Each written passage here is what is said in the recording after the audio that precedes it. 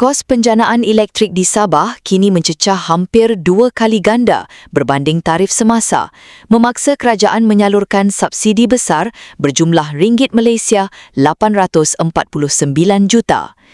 Timbalan Ketua Menteri Dr. Joachim Gunsalam menjelaskan situasi ini berpunca daripada kebergantungan Sabah kepada gas asli berbeza dengan Sarawak yang menikmati kos rendah hasil penggunaan hidro berskala besar.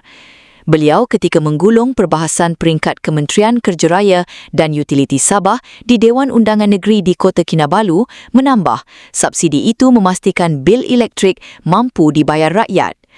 Kerajaan turut memperkenalkan rebat ringgit Malaysia 40 bagi golongan miskin tegar melalui program e-Kasih serta diskaun 10% kepada pihak tertentu.